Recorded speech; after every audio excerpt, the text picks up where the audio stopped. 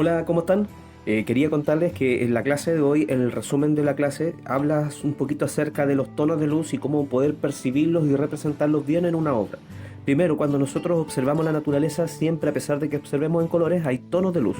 Y eso nosotros tenemos que ser capaces de identificarlo. Por ejemplo, si tomamos una fruta, una fotografía en blanco y negro, lo que vamos a tener, en este caso, son tonos distintos que van desde un blanco puro, un brillo, hasta el negro, un color más oscuro. Pero nosotros tenemos que aprenderlos por nombre para también saber un poquito qué es lo que hace cada uno, cómo se genera la transición, con qué lápiz podemos lograr cada uno y cuáles son las funciones que tienen.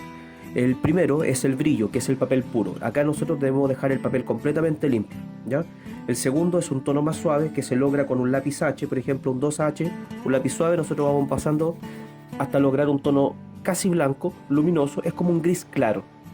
En el caso del tono 3, media tinta, es un gris, es como un plomito, por decirlo de alguna forma.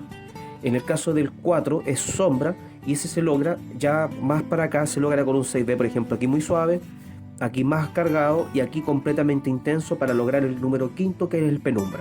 Generalmente en las oscuridades más profundas, en las sombras proyectadas más profundas, aparece este tono. Al ir en transición, se fijan acá, desde un tono al siguiente, lo que nosotros tenemos es el volumen.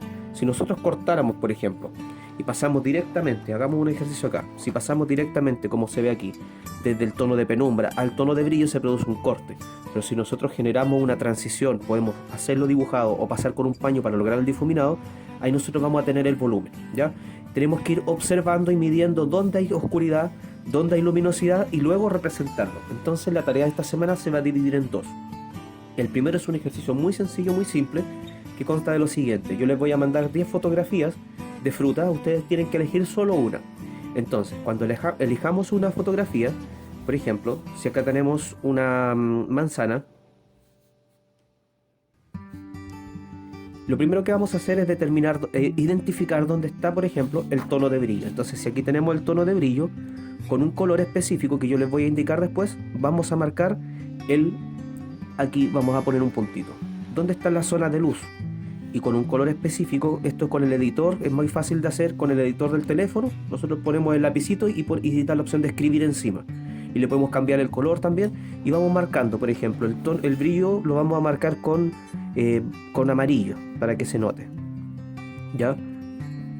Esto no tiene nada que ver con la técnica de color ni nada, solamente es una marca para que podamos identificar bien dónde está cada tono, ¿ya? El tono de luz, las partes luminosas, los vamos a marcar con un tono naranjo. El tono media tinta lo vamos a marcar con un color rojo. El tono de sombra con un color café.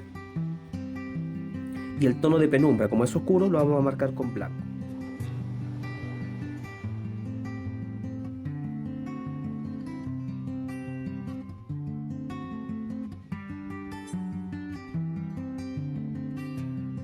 Esta técnica es muy sencilla.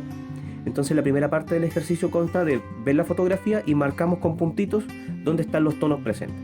Y al ejercicio de dibujo, en este caso, va a ser un ejercicio muy simple. Yo les voy a mostrar acá cómo lo vamos a hacer. Voy a grabar este proceso rápidamente. Imagínense que yo quiero hacer una pera. Yo voy a proyectar en este momento la fotografía, ganar un poquito más para acá, y acá voy a proyectar la foto. Observo primero dónde están los tonos, cuál es la ubicación también. Trabajo primero siempre en este caso por la proporción. Ubico un poquito por acá la forma, ¿cierto?